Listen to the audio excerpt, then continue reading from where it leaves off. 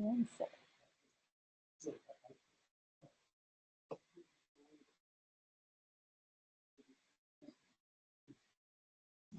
She ate 3 handfuls.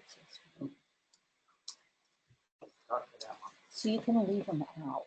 Leave them on the corner there or something, and I'll give them more. Yeah, that's great.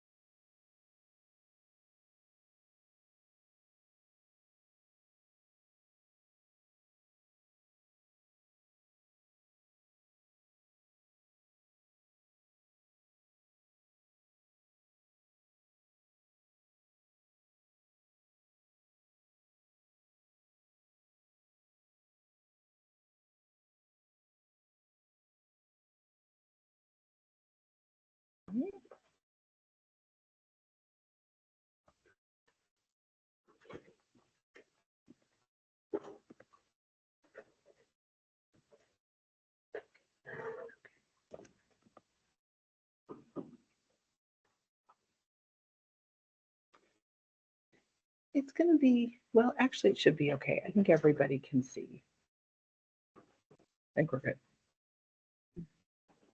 I have a little bit of a different format to do this time, just because I had to go into the public side. So you're going to see more of my, well, you're going to see more of my bars and stuff.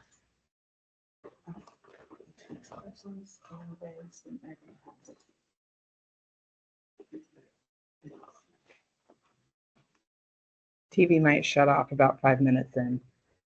It likes to do that. And I just turn it back on. How are you, Chris? I'm good. It's one. It's not Monday.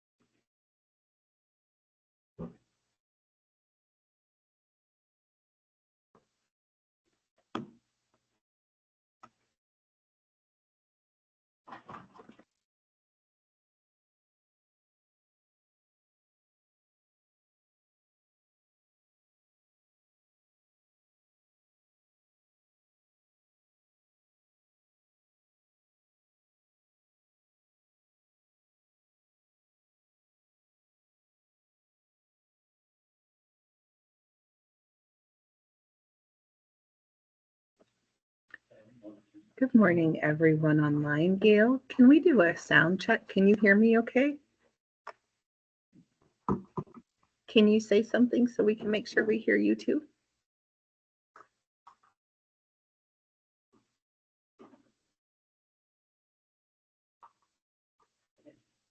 That's all right.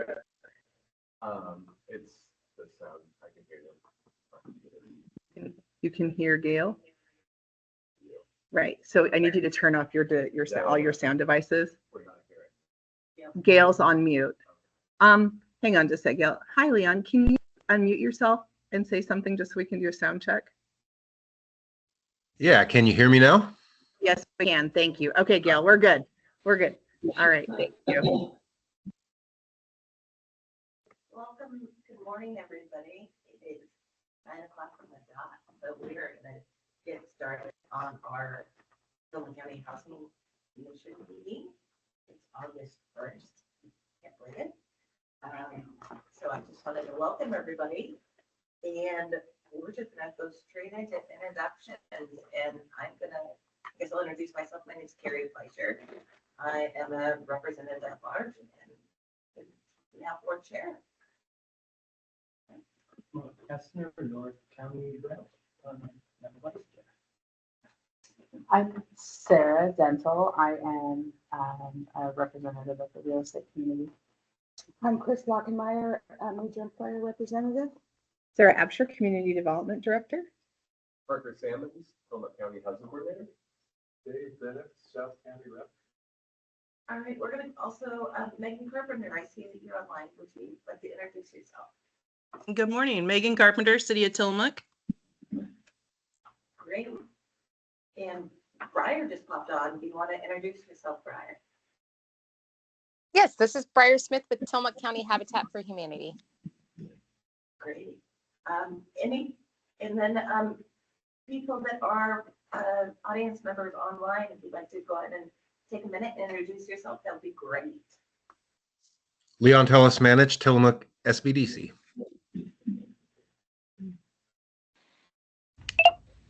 Gail Uzel. Good morning, Gail. I'm Clayton Taylor with West to West and Maker Development also. Nice to see you guys. Marlisa De Jesus, Houseless Action Network. Go ahead, Lisa. You're muted. Lisa McCray. Great. All right, and then I'm gonna go around the room if there's some wonderful faces here today.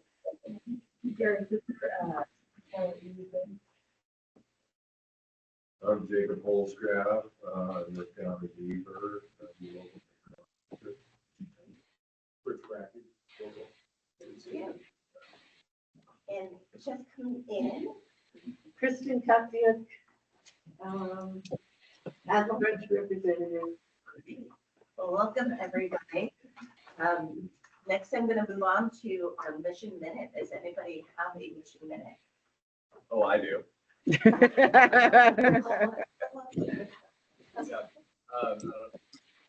We were short of DEQ, but in their application to the EPA for some housing funds, and we have been awarded $3.78 million in housing, and I'll be giving more details later. But my mission minute. I know. Great. I just wanted to let everybody know that just kind of a quick mission minute since we started the housing commission. I just did some quick numbers on the number of units, like four units or greater that were added in Tillmook County. And I think the final count, including the transition apartments from the Kiltis house, including that, 217 units that have been added in Tillmook County. About 160 of those are affordable. About 35 were workforce and 22 were market rate, just based on my quick mental counting of things. So I just, and a lot of those were not necessarily financially supported by the Housing Commission. Some were just letters of support, or just organically added in our county. So I just wanted to look that up, that the work we're doing matters, and continue that, and hopefully we can continue that. Yeah. And then, is there anybody here in the audience that has a public comment? Anybody online?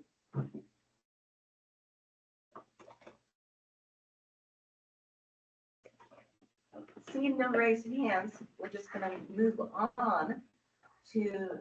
Okay. Sure. Thank you. Good morning, everyone. We've had some recent events unfold from FEMA. They do impact our housing efforts to the degree of which today I do not know. I think this is a conversation that we and many others will continue to have over the coming months. But to prepare us for those conversations and what's coming, I thought I would give you all a presentation today.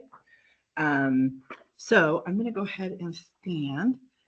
I'm going to do a share screen. Let's see.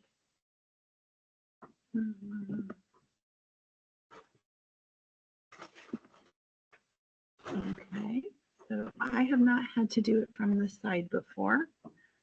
Let me make sure it's going to share content. Okay.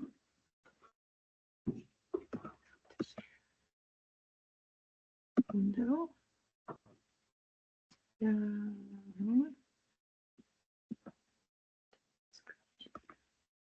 Let's see if I can do.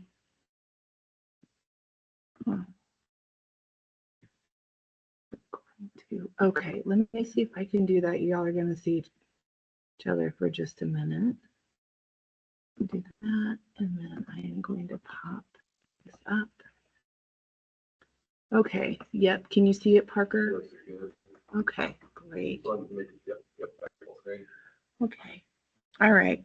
So I cannot see the screen, so if anybody has a question, please stop me. one of the things that I do just want to start by saying is that this is a tough topic, and this is going to be a difficult topic and a difficult situation for Tillmook County. I also want to say that it is not my practice or my intent today to beat up on a fellow agency. So I'm going to stick to the facts, but I'm going to share some things with you. I don't think that's good form or good practice, but it is upsetting.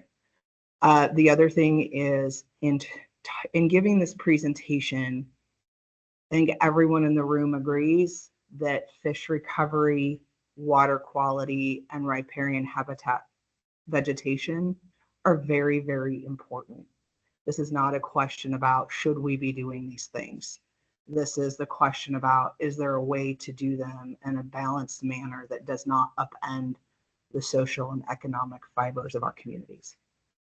Right, so just kind of want to set the table for that a little bit. Okay, so we have some regulatory changes coming. These regulatory changes will be embedded in our county and cities land use programs.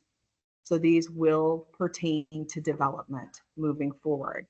Now, the areas where they will apply are areas of mapped special flood hazard. So at the end of my presentation, I have some maps for you today so that you can see different areas.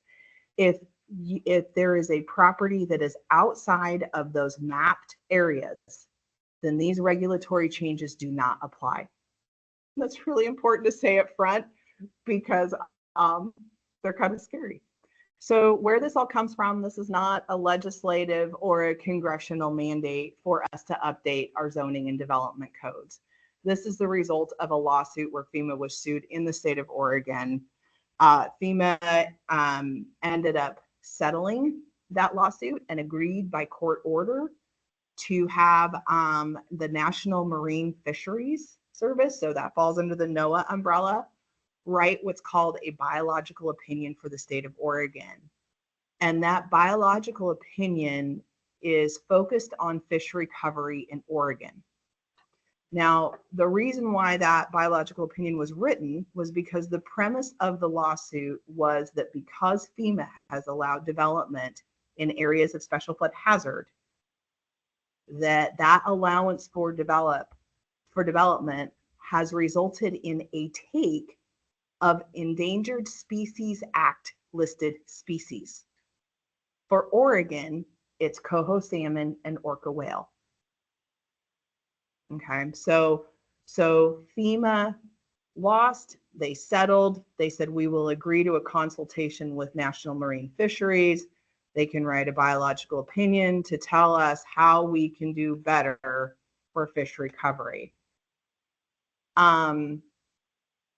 So that's why we're here. The biological opinion was issued and published in 2016. The biological opinion includes 6 what are called reasonable and prudent alternatives.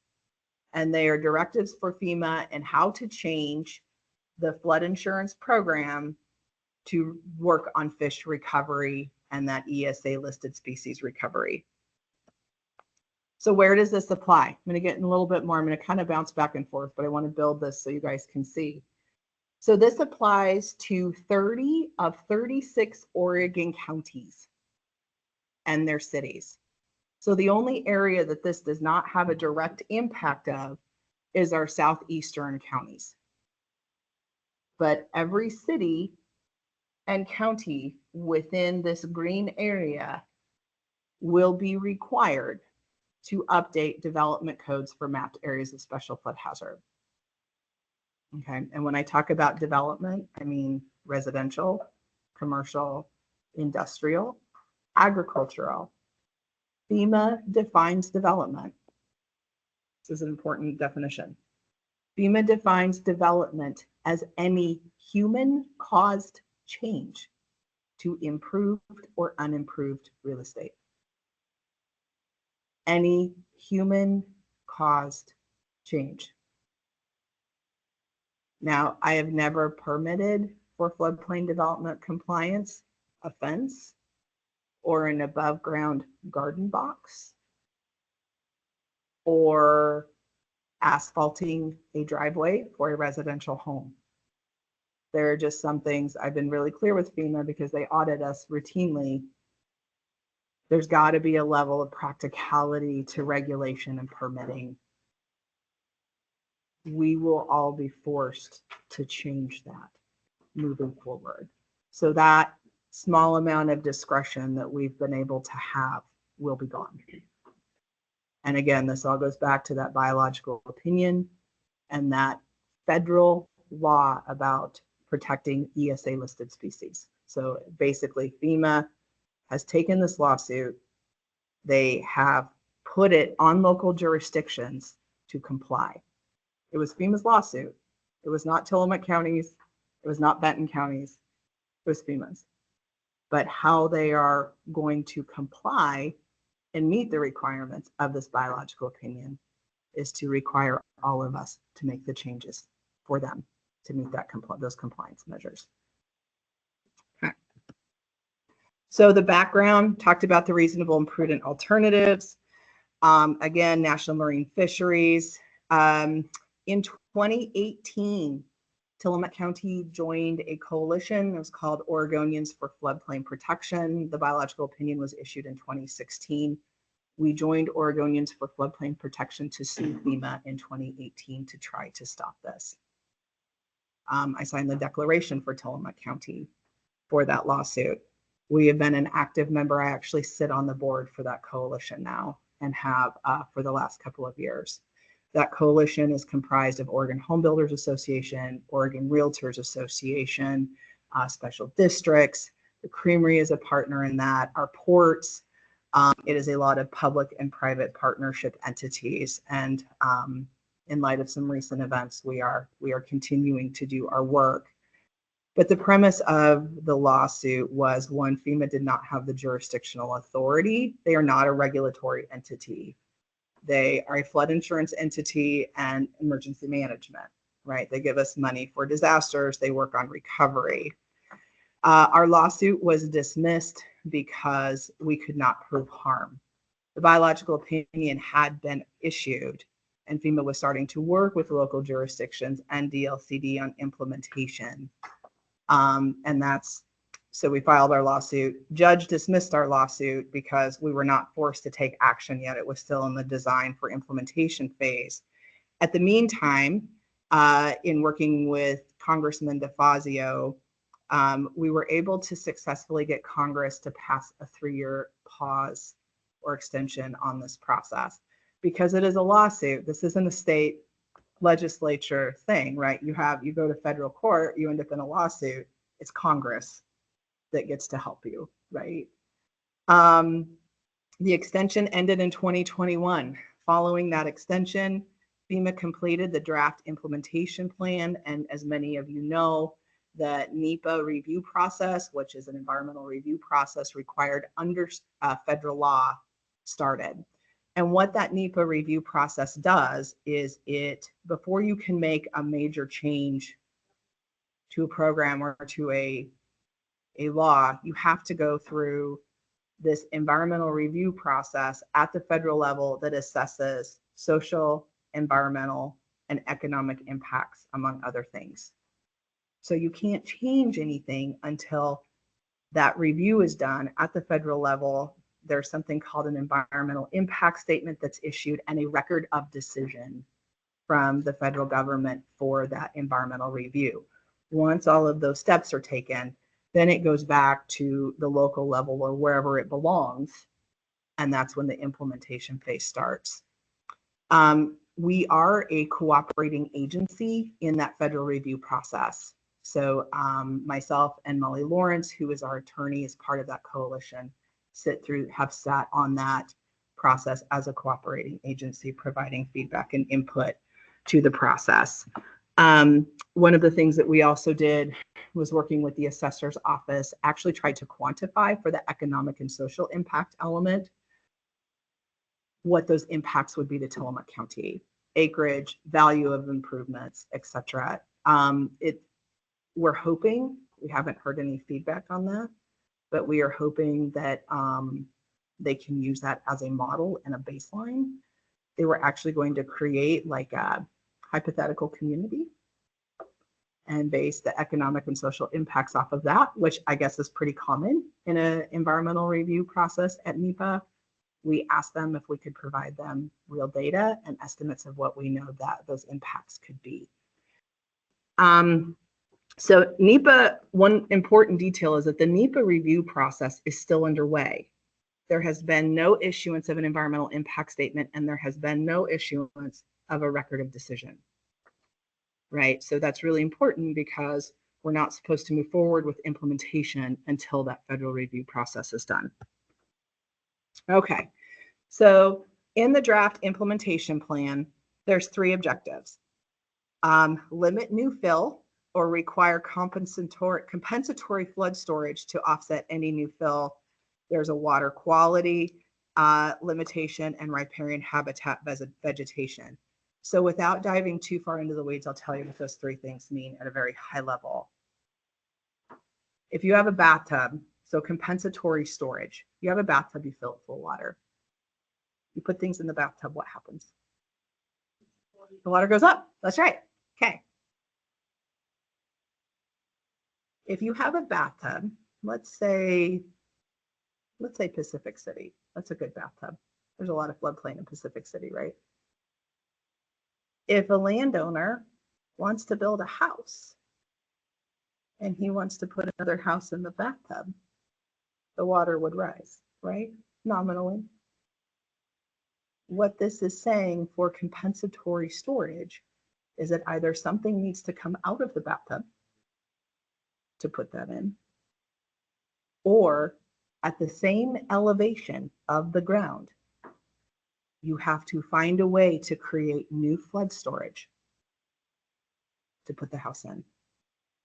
So one of the properties I'd love for you to think about is Jeff Wong's. Jeff Wong's property in Rockaway is in one of these areas. That is a skinny lot. His project is to fill up the lot. I don't know how Jeff will meet that compensatory storage requirement. Okay. No net gain of impervious surface. People like to pave their driveways. Sometimes businesses need to expand their parking lots to accommodate parking for customers.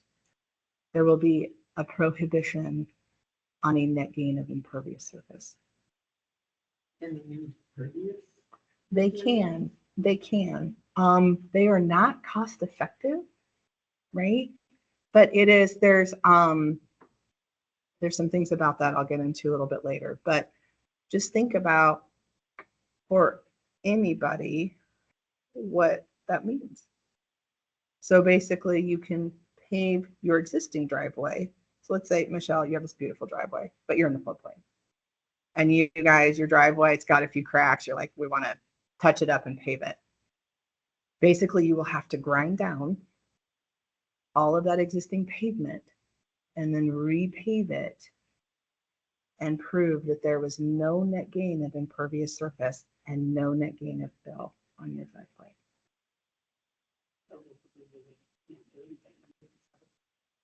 Potentially, right. So part of this conversation is there's a real concern about being able to maintain improvements, right? So then riparian vegetation. Now, I want to be clear too in saying, remember in the beginning, we talked about these rules will only apply to properties that are in that map flood area. So where the boundary ends, these regulations end. It's really important to keep in mind. But with riparian vegetation, they are calling for 170-foot setbacks. And that's just not from our big rivers like Wilson and Trask. That's from any water body that is in that mapped area. So for some of these smaller communities, like Rockaway, for example. You're right. I mean, like, that's the map. Yep, I'm going to show you the map. Yeah. Yeah. Covers it. Okay. So I'm going to jump ahead a little bit. I have seen, as a cooperating agency, I have seen the draft regulations that expand on this. What I have not seen yet are the mitigation measures. FEMA is still writing those. So one of the ways that I think there will probably be new litigation, which is not what we're going to talk about today, but the way I see us pulling this county through this process is to come up with a robust mitigation program that FEMA and National Marine Fisheries Service will both buy off on. Because I don't know, again, using Jeff's lot as an example, which Parker did have a conversation with him about that. I don't know how else we're going to preserve development rights in some of these areas. So waiting for that guidance on mitigation. Our ports might be in trouble. Think about like Port of Garibaldi, Port of Nehalem, Port of Portland, Port of Toledo. So where we have been, so I'm going to talk about what we've been doing. So Tillmook County, if not the most impacted county, is one of the most impacted counties for these changes. Even with the extension that Congress passed, myself, our attorney, Mary Ann Cooper Nash from the Farm Bureau, and a few others have quietly over the years continued to work on this and to stay at the table to talk to FEMA, to talk to our congressional delegates, our state representatives, etc. We've also made sure that the Association of Oregon Counties stays in the loop, the Planning Director Association, League of Oregon Cities.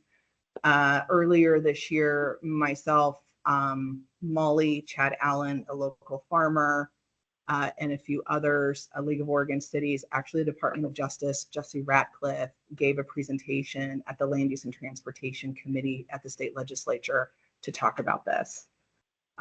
So we are reaching back out to them again now because there's been some recent developments.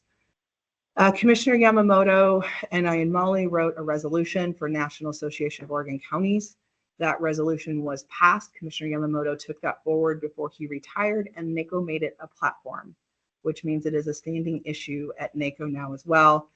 Part of that is because these lawsuits have started in Washington, Oregon. They are now working in California. Our message to our state partners across the nation is they are coming for you next, because it's about any ESA listed species. So each state has different species, right? But think about Florida, Texas, and we actually did some work as part of preparing Commissioner Yamamoto to speak at NACO about here's your acreage, here's your policies, here's your value of improvements that are all in these areas of special flood hazard. So we are trying to keep them at the table as well. One other thing is that, so Congressman DeFazio retired at the end of 2022. We tried to actually get, was it 2023? It was recently. My years are getting mixed up. Anyway, his last year, we actually tried to get another extension passed through the water bill, and he worked on that with us. We tracked that through that December process at the end of the congressional session, and it was pulled out at the end. We don't know why. We didn't, nobody ever told us, but we did try to get another extension. Lots of meetings with FEMA. And then one thing that I was able to do was to enter into an 18-month collaborative process with FEMA and NOAA. This process included the creamery, it included the ports, it included a planning commission member, and just put together the stakeholder group to work with FEMA and NOAA on an alternative approach for Tillmook County, because that has been one of the options that they have continued to say would be an option since 2018, but they didn't have it designed. And partnering with Working Lands and Waters and the Creamery actually got a bunch of FEMA, NOAA, and National Marine Fishery folks here in early 2019 and actually gave them a tour. Southern Flow Corridor, Super Salmon Highway, talked about our water quality efforts, all of these things that had been happening. And following that tour, they said, we'll work with you. We'll see if we can design something together. That was an 18-month process, and we ended up stopping because we could not agree on definitions.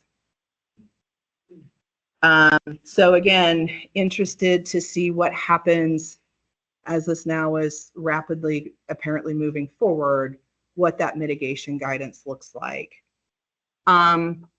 So here are key concerns.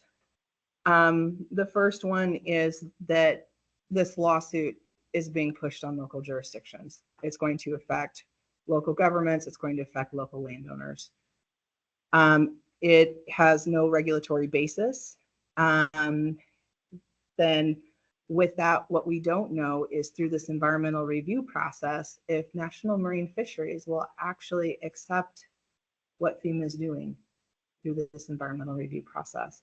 Because the judge ordered FEMA to consult with NIMS. NIMS wrote the biological opinion. Typically what happens when you go through a NEPA review process is you go back to that consulting agency, show them what you've done, because you want to make sure you did it right. And FEMA thus far has declined to commit to doing that. So what that means is that we could go through all of these regulatory updates, all of these changes, and if NIMS is the gatekeeper, we don't know if it will be enough. So that's very concerning. So one of the questions I get a lot is, what happens if we just say no, right? Because that's a possibility. So a couple of things. Basically, all flood insurance policies in our county, that will include our cities, will be suspended immediately. If we don't meet FEMA's deadlines, that's what they do. When we have to do map updates or code updates, they give us a hard deadline, and it's always, if you do not do this in the time we tell you, all flood insurance policies in your county will be suspended. So that's scary. The other thing is we will no longer have access to federal funding in the event of a disaster. And Is that, I mean, on the former, when you mentioned, everybody that's already has property in these locations, their value is zero. They can't sell under those conditions, really. And so saying no would be like, what's the difference? I don't know what it is versus I think would be valuable. No. Well, you're right. And the other thing is that FEMA has said clearly, because again, this is land use. All of this is embedded in our land use code. If you change a land use code where you are taking rights away from somebody, they can sue that local jurisdiction. It's called a property takings, right? You can seek compensation. FEMA has made it clear to all of us, they will not be helping us, supporting us, or doing anything if that happens. The reason why the flood insurance is also relevant is because if your mortgage requires you to have flood insurance, and sometimes you don't have to be in one of those mapped areas, right? You can be outside of it, but the lender says we want you to have it anyway. If your insurance gets suspended, your loan immediately goes into default. So that's how they get us.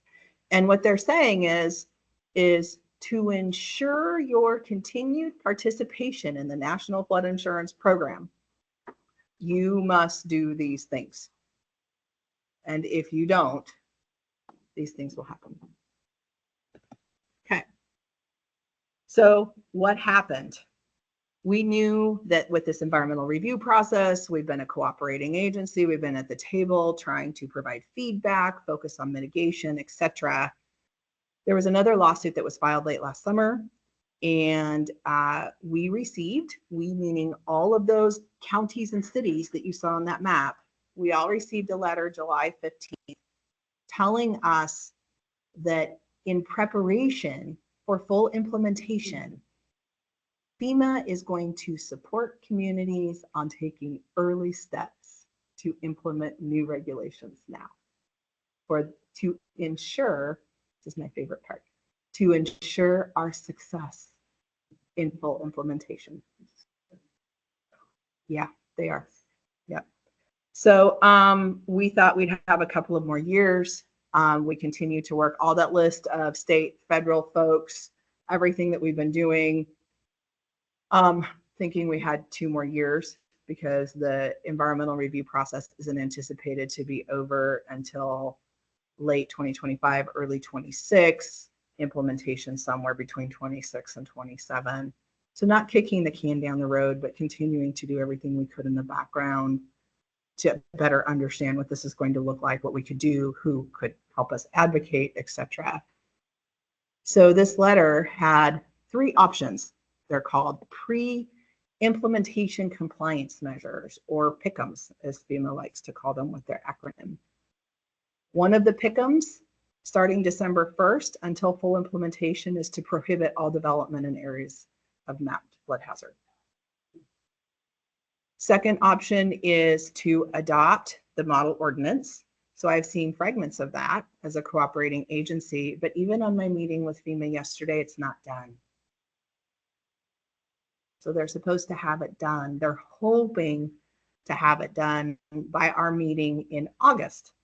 But so they are giving us a deadline of December 1st, but we don't actually even know what that ordinance looks like. I know what pieces of it look like because I'm a cooperating agency, but think about those 30 out of 36 counties.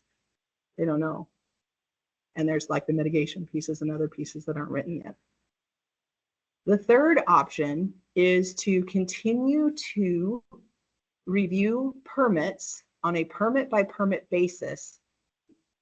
So we issue permits for a lot of things, right? Not just new homes, siding, decks, interior remodels, right? Windows, all kinds of good stuff. For a permit by permit basis, requiring basically a habitat impact assessment with each permit to confirm compliance with the Endangered Species Act. So in talking to my friends at DLCD, trying to be proactive, right? I mean, I'm frustrated, I'm scared, but for me, it's what do I do? How do I pull people through this? You know, looking for solutions. How can I be proactive? So I talked to my friends at DLCD and I said, who does this work? And they could not give me an answer. And like the model ordinance, in meeting with FEMA yesterday, they're still working on that option too. We don't have all the details, but we have to pick one by December 1st. Okay. What FEMA has struggled with remembering is that in Oregon, our land use system is very sophisticated and complex. We cannot just arbitrarily change a rule. We have to go through what's called a Measure 56 notice, meaning every landowner who may be impacted has to get notice that we are changing the rules. There are several public hearings.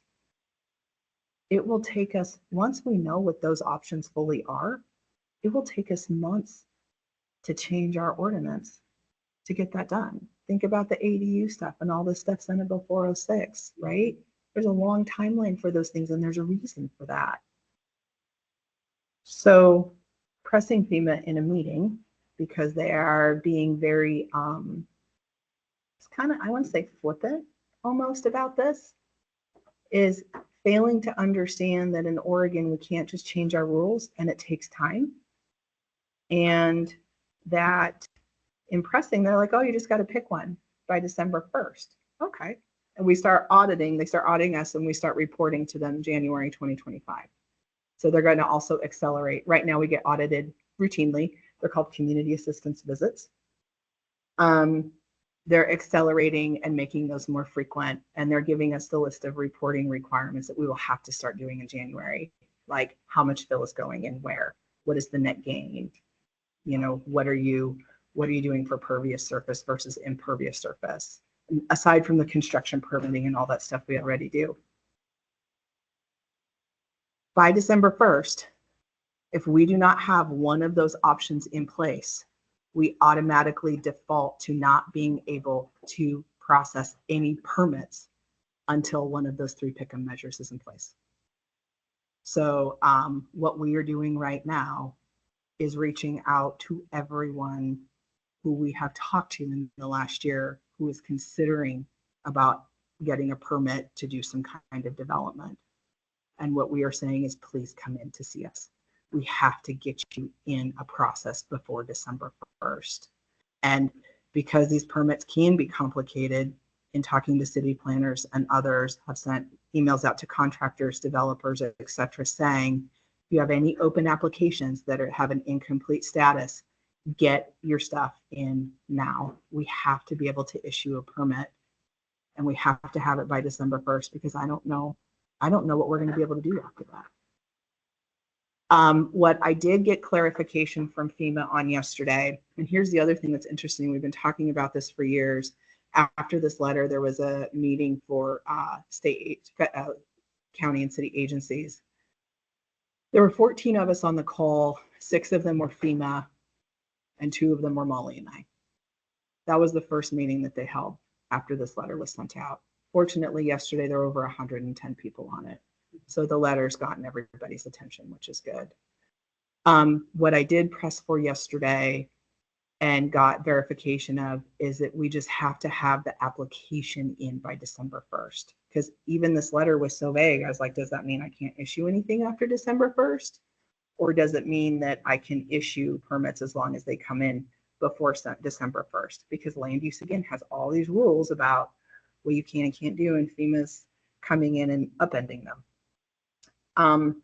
So lots of meetings trying to figure out what's going on and what this guidance means and these requirements mean. Okay, so let's talk about, in Tillmook County alone, 18 communities and cities are impacted by this. Doesn't include our acres of agricultural land, our ports, our marinas, etc., our park improvements. Right? This is just cities and counties. Manzanita, they got like one little creek that's got a sliver. And one of the reasons why Manzanita also does not have, or has very minimal flood risk, is because they have a healthy fording system. So the fording is the best defense against ocean flooding, right? Oceanside, because of their topography, Idaville's not really around any water. It sits up on a bench from the river. Siskiyville is up Highway 6, right? So the Wilson River's in a canyon. So these are our folks that are pretty much going to be okay. But everyone else, it's going to impact everyone else. So just wanted to also call out special districts, pump stations, water and sewer infrastructure improvements, expansions, roads, ODOT and Public Works. I have had meetings with both of them. Most of their work, think about it, is bridges, it's culverts, it's stabilization from erosion on banks. Oregon Parks and Recreation, Tillmook Parks. Think about where most of their improvements are. Cape Lookout State Park, over half of the park is in a mapped flood area. Yeah. Just want to keep talking about the agricultural community. Timber, there are prohibitions for tree removal. And if you remove trees that are greater than 6 inches in diameter at breast height, there will be a mitigation ratio if you can even get to it. But think about for a new development like a subdivision. You can't remove trees, or even let's go back to Jeff's lot. If he has trees on his lot, how is he going to build that building and meet mitigation requirements for trees? Watershed and restoration communities, this actually greatly impacts their work as well. It will make it more expensive for them to do the work, and they too will have limitations.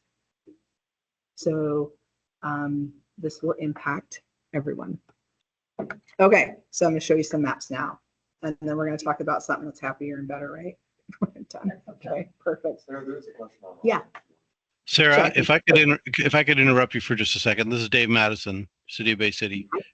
Hi. Hi. I attended the FEMA meeting yesterday also and didn't get anything out of it. But what you were mentioning, the land use process here in Oregon, and that I know that was discussed yesterday at the meeting. do you know if there are any like League of Oregon Cities, the associated counties, any DLCD, or is anybody directing this, fighting this stuff, pushing for these issues before FEMA? Do you know of any of those? I mean, is it a court case now, or just Yeah, I will talk about a little bit of that at the end. thank you. Yeah, you bet.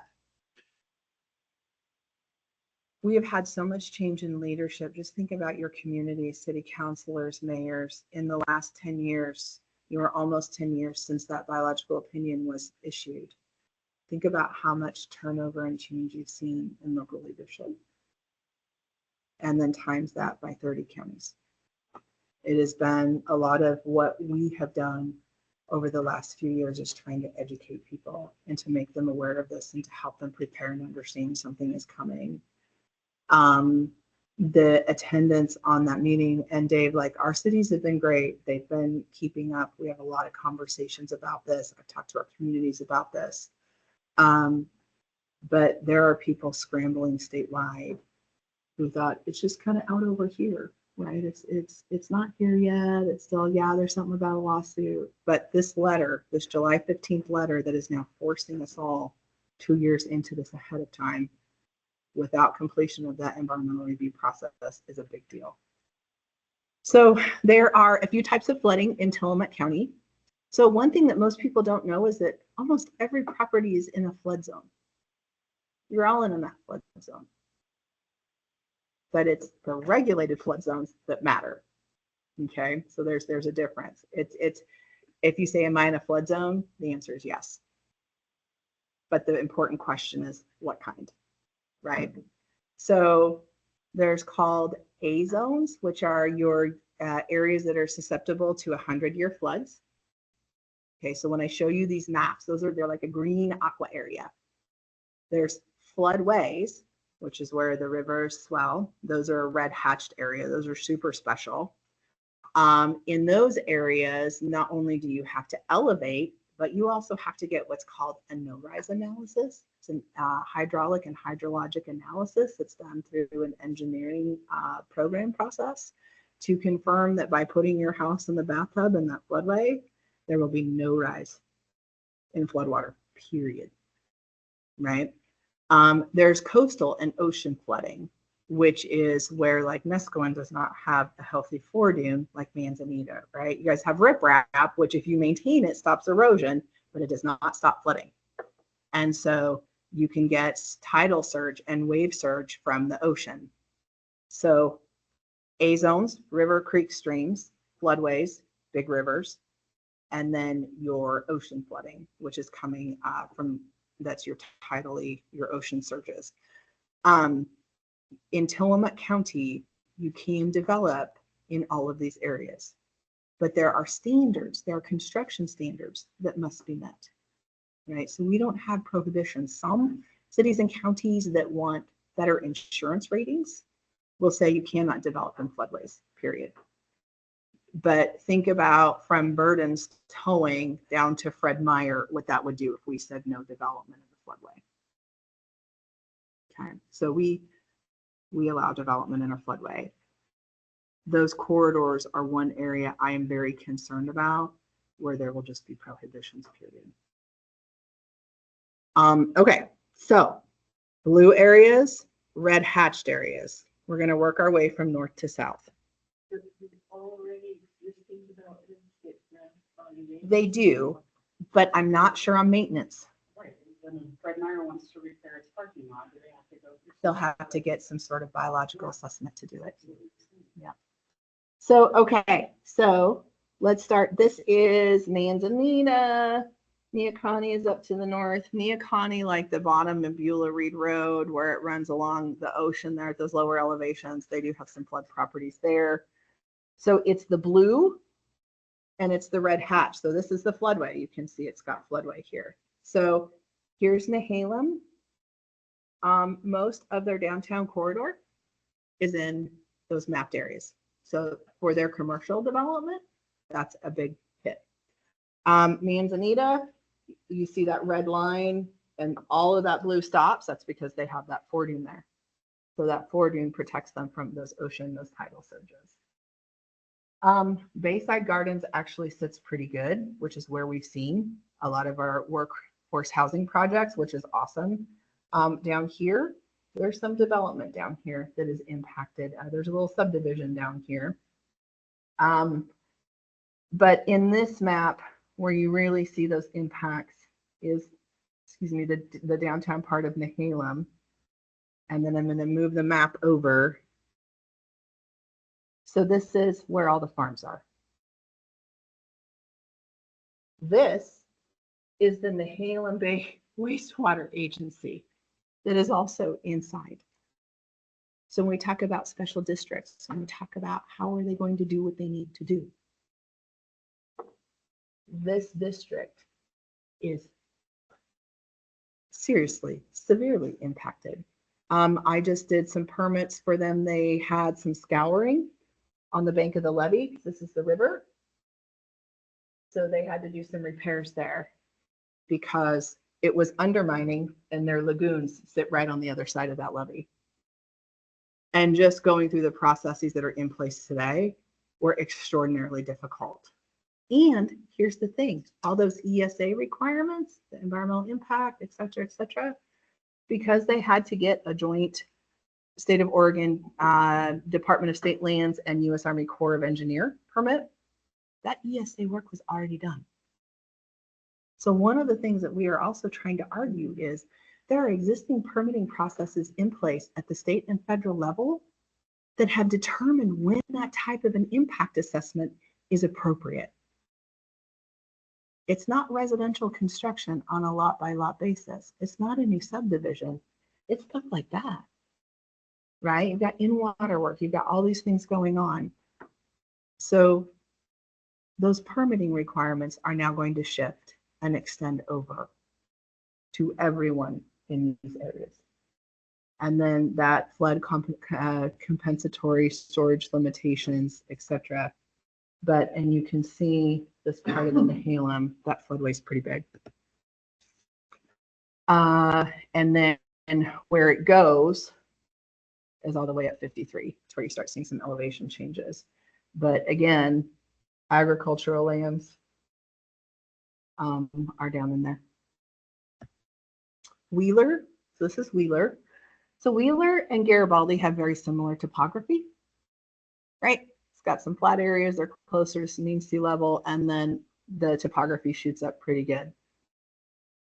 Their post office and downtown corridors here, but here's that marina. And there is currently by the city of Wheeler in their planning commission, there's a gentleman that's owned this for several years that's been trying to get a housing, like a mixed use commercial and residential condo housing development. He's just getting ready to go to planning commission. Is the railroad just outside of it, or is it falling into the Parts of it are in, so like the Salmonberry Trail, it impacts the trail too. But you know, if we have this industrial commercial opportunity for residential development down here, I don't know what he's going to do because he hasn't even gone to planning commission yet. Slightly in that uncolored area Mm-hmm. to the north there. That's where a lot of the Friends local property. That's right. Yep. Yeah. So where it's going to really impact Wheeler is where their opportunities for new commercial, residential, industrial development exist. I did break Rockaway up into two maps because Rockaway is very, very long. Yeah, just take a look at that. I don't need to say anything else.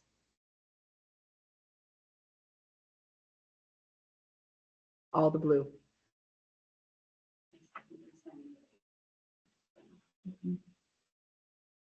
All the blue. Highway 101 is right in here. So that begs the question too, if they want to improve, make improvements to the state highway. That's right. No one is immune from this. When we met with Chair Helm and the Land Use and Transportation Committee at the legislature earlier this year, they had also invited Jesse Ratcliffe, who works for the Department of Justice. to come and speak, because he basically was there representing all of the state agencies. And I didn't know he was going to be there as part of the presentation. And he got to speak first. I was like, oh, this is either going to be really good or really bad. Because, you know, we had definitely our message to send about our concerns about this. And his message was, we all want to achieve these objectives, but this is a terrible idea. Like, all of the state agencies were like, this is going to hurt all of us. And that really set the tone for the rest of that meeting. Garibaldi, this is where the Miami River floodway ends, right?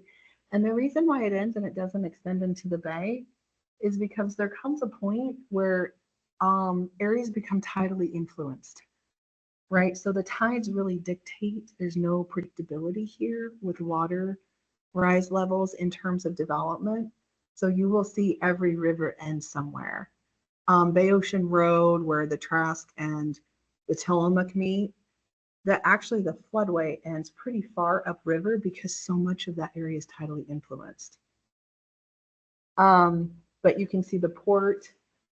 So where Garibaldi Pub was, right? They've demolished that building. Again, another project for commercial with housing units on top. They're in that mapped area.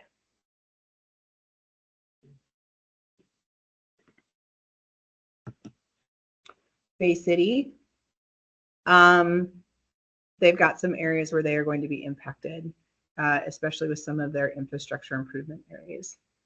You can see their water. Is that, Dave, is that your water, your sewer district down at the bottom there? Sewer. Thank you, Carrie. That's our Luckily, like, wastewater plant. that's what I thought. Thank you. Luckily, their housing projects and the projects that we have been supporting are outside of those areas. I want to give you, this photo was taken by Don Best. This is Tillamook. Just want to give you an idea. Can everyone see where you're at? So this is Highway 101 North. Highway 6 runs to the top, east into the canyon, out towards Netarts. Is that right? No, south. That's south. And then Netarts down there. Sorry about that. Okay, so just want to give you a lay of the land. So you've got, here's all of your agricultural. Here's that Highway 101 North Corridor. Here's the high school. Les Schwab is over here. Tappa, you've got PUD, you've got some pockets of residential development heading out to Highway 6. So the map orientation is going to change. So this is Tillamook. So here's that Highway 101 corridor. The creamery is up here. Got several pockets of residential development that are impacted, that are on that upper bench that you wouldn't think would be impacted. The brown does not count. These little hashed marks are dikes and levees. But here's the interesting thing about this map. So I'll talk about from the Port of Tillamook Bay to the Highway 6 Canyon. When we were required to update our maps in 2018, FEMA did the whole suite of, if you don't get this done by September 28th, 2018, I will never forget that date. You know, all of the parade of horribles. FEMA was not going to give us credit for the levees. And it was Senator Johnson who strongly advocated that with those map changes, that FEMA, at least in the interim, recognize those dikes and levees and give us credit for them and keep the maps the way they were. Because the maps without crediting those dikes and levees, everything in brown would also be blue, and part of the creamery would be blue. So what FEMA allowed us to do during that 2018 process was to basically create a seclusion area, which meant from Highway 6 Canyon to the Port of Tillamook Bay, went out, I think probably by Yank Farms. We will keep the mapping as it is. We'll update everything else around it, but we're going to come back and look at that again later. So part of the hospital is in. We have been talking to the hospital. Get your projects in, get them in now. And here's the thing with FEMA too. So we talked about those map boundaries are hard boundaries, right? You're either, these regulations either apply to you or they don't. However, if a corner of your building is in that mapped area, because sometimes, not all properties are entirely covered. Those lines can, bisect a property. But if a portion of your building is in, the whole building is in. If a portion of your building is in, the whole building is in. So that only applies to the boundaries, right? So here's the river. This is obviously less than 100 feet. It doesn't apply to here. Yep. But what that means is for elevation, for those environmental impact and habitat assessments, even today landowners come in, they want to do a remodel, just a clip of their houses in one of those areas. They have to do that remodel and potentially elevate the whole structure because FEMA has rules about substantial improvement thresholds and bringing structures into compliance. And what that is about, that's not an environmental goal.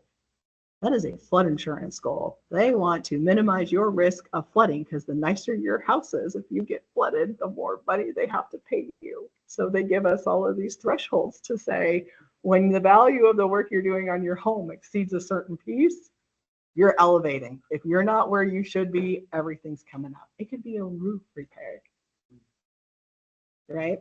So, and then headed out. And again, so you can see the dike and levee system there, south. So again, talking to the Port of Tillmook Bay, Michelle Bradley, part of their airport landing strips are in.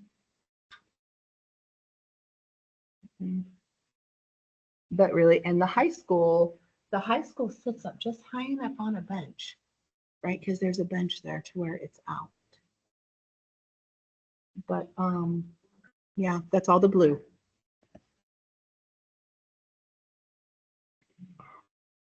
And then let's see, where am I here? Highway 6. This goes to the canyon. So, they did. And they require us to adopt them. Okay, so let's talk about Pacific City. So again, great image by Don Best. You can see the river, right? So Pacific City, you've got the river, you've got the ocean, right? So you've got more dunes, right? Their airport. This is their commercial district, right? And then over there as well. So here's Pacific City. So in that commercial district, you can see the river, the entire corridor is in. There's a sliver, this is called Hill Street. It goes up just enough in elevation to be mapped out. Again, this is your farmland coming through. The entire airport's in. And most of, because Pacific City has a pretty decent fording, they need to plant. They are not taking their maintenance and stabilization measures seriously, which is an ongoing issue with the department. But the homes luckily sit up high enough on that fording crest. But their business corridor on the east side. Kingfisher, so Kingfisher Apartments. We had them, the reason why they got a variance to the front yard setback was because we wanted to push them out of that flood zone. Their parking lot is in it. But with that variance, part of the basis for the variance that we supported to push that building up onto further up the bench and closer to the intersection was to make sure that all of the structural improvements of that building were out of that mountain flood area. Where is that? It is right here. So their parking lot's in. They had to get special permits for their parking lot, but then going back to maintenance and different things, that's a big deal. The two duplexes that we permitted that are up on pilings, that there's that triangular lot on Broughton Road, that is in. I don't know if we'll be able to do any more projects like that.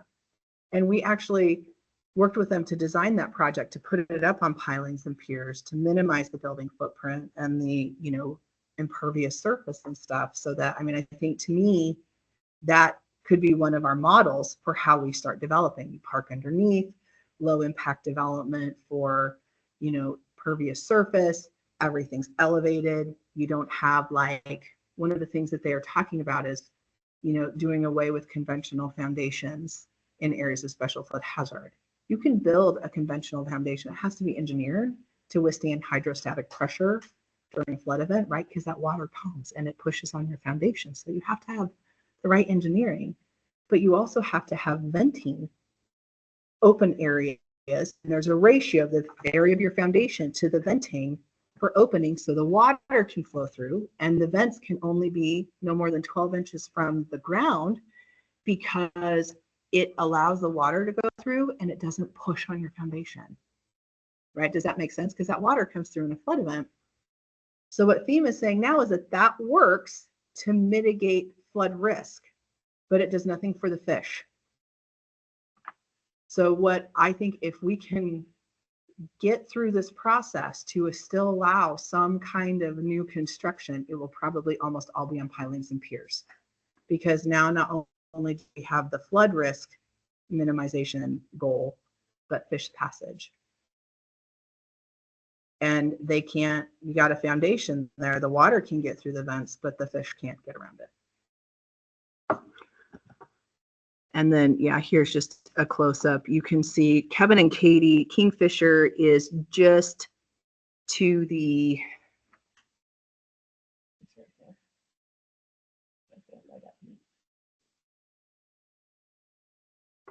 okay, and here's Nescoin. So Nescoin has ocean flooding. They don't have any rivers, but they've got a lot of creeks and streams. So got a stretch here in the middle. All of their commercial areas mapped in. Several of their homes and properties within close proximity to the ocean are mapped in. This is the golf course. And then the topography goes up. So Holly is up here. Proposal, let's see. Proposal Rock, got a few subdivisions in the lower part of South Beach that are in before, when the elevation goes up South Beach Road, then you start going out. But Nescoin is also, that is their map. So everything in blue. And then that's just a zoom in so you can see.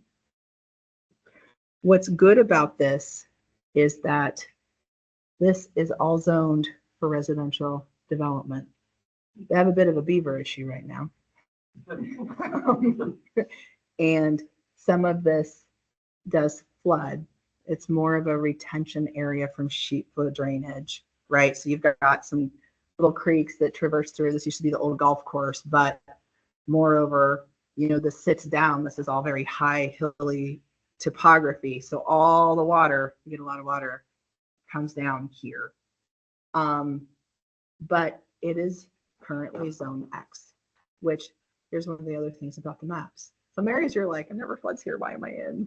And other areas you know may have flooding are mapped out. It's very interesting, but it's FEMA's methodology. Going back to the biological opinion, one thing that National Marine Fisheries has ordered FEMA to do is to redo their mapping methodology, because the way they do the maps is not sufficient. So what I can also tell you today is, while we're working with these maps as they are now, they could change. And they probably will change. It took them 10, 15 years to do the last reiteration. So we'll see what it takes. But this area and up through this hill is one of Nescoin's viable areas for some housing development. Density and infill, I'm not sure what that's going to look like either. Okay, so where are we at now? There is a lot happening, especially since that letter came, right? Because now we've got work to do. So Dave, going back to your question, I have a meeting with Matthew Toshbold, who is the governor's key housing person. That is underway. I've gotten that meeting secured with AOC. there are several of my planning director partners now that they are all paying attention to this and were on that meeting yesterday, that will also be participating in conversations, because just alone the conflicts with Oregon's land use system and the governor's goals and objectives when it comes to housing and different things, we need to make sure she is aware of this. And now that it's real and it's here, there are meetings with mayors, League of Oregon Cities, Association of Oregon Counties. Senator Weber joined me. There was an emergency meeting last Sunday at 10 a.m. with several mayors across the state. I was asked to be there and asked Senator Weber to accompany me to that. So our representatives here are also moving quickly. There will most likely be litigation to try to stop this, and that effort is forming now.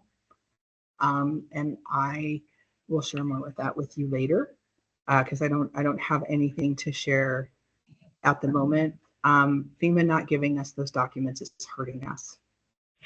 Right. Yeah, and I think that was emphasized yesterday at the meeting. Thank you. Yep. And so, and then I'm back to community meetings, and then still talking to FEMA. So we'll see when and if a lawsuit is filed, what the communication with FEMA looks like. So, I'm sorry. That's a lot to share today, and it's not, you all just need to know, because one of the things as I do this work, as I think about all of you in this room and your passion and efforts to bring housing to our county, to support a viable economy and to support our industries, I'm just not sure how we're going to do it. But there's many of us working hard to try to find a way. But you will probably hear about this. The papers are starting to write things about this. But the key takeaways today are, you know, we are very action oriented. We are looking at all of this closely. Dave, I, Megan, planners here and across the state are pulling together to try to figure this out to help one another. And then our industries and others are coming to the table too. And the uprising is beginning for our state and federal delegates. So I'll keep you posted. Yes. Hi, Jeff. Hey, Sarah, thank you for being such a great advocate for all of us. And I'm kind of in a unique position because I'm also the one, not only is my property helping to save those coho, but my job is also to harvest those coho or kill them. Right. But yeah. My question is that we've had a lot of good improvements in catch rates and quota. So are they revising any of their rules to reflect 2016 data? That's a great question, Jeff. And the short answer is no. There's no consideration of looking at the fish population data, water quality data, and FEMA has said that they will not give us credit for projects like the Southern Flow Corridor, Super Salmon Highway, and other like things we have been doing as a community on our own to actually achieve these goals, and where the metrics are showing that there's positive differences being made. So that's really important. It is. I would like to talk to you later though, Jeff, because I've been thinking about your property and I have a couple of ideas. Great, thank you. And I took down that tree. So anyway, for whatever that's worth. I don't want to So. just for you. We're not talking about the tree, Jeff. So anyway, thanks again, Sarah, and thank you, Housing Commission, for really helping everyone through this and assisting us. So thank you. And I would say my ask to the Housing Commission is when the time comes. You know, again, this isn't about should we be doing things for fish recovery, water quality, riparian habitat. We all know those things are important. Those are things we all want. But if we get a chance to get in front of the governor, which I think I may be speaking with her, representative from League of Oregon Cities and a few others coming up here in the next week or two, it might be at some point a letter from the Housing Commission, something that just says, you know, we support these goals, but there's a better way to do this without completely upending our communities and our efforts to bring housing to Tillmook County. So I'll keep you all posted, but I think that letter would have a very big impact. I just got to figure out who y'all can send it to, but I'll probably have a list here in the next couple of weeks. That'd be awesome. Thank you. Oh goodness. So now everybody's looking at themselves. Sorry. Sorry about that. And thank you for the extra time. It was the Audubon Society who sued on behalf of several other entities. Yeah, and yeah, I'll just leave it. And then this recent lawsuit from August was the National Environmental Defense Center, I think is who it is, and then the Center for Biological Diversity, who sued FEMA last summer saying, hey, you haven't implemented yet. It's past 2021, even though they know that this NEPA review process is underway. But we think it was probably to garner the results of where we're at today. Yes, Dave. In terms of that December deadline and some of our workforce and affordable housing projects that are getting closer to service here, Yeah, which ones are most at risk given where they're located? I would say Jeff's. You know, we've been watching the Optmeyer property closely. That was one as soon as this letter came, Parker and I sat down immediately and went through that. The buildings are out. So the flood boundary does bisect that property, but I am confident that the work to develop that property can happen. Thank goodness. So, you know, I think with this also, let's see, some of the other projects, I think most of the other projects, Dave, are okay. Those were the two, just kind of knowing where these floodplains are, these mapped, special, the right ones, right? The ones that matter for us. Just kind of thinking about where different things were. Shoot, I forgot what I was going to say. Yes. Thank you. You just helped me remember. It's out. So here's the other thing is that I checked that before we bought it.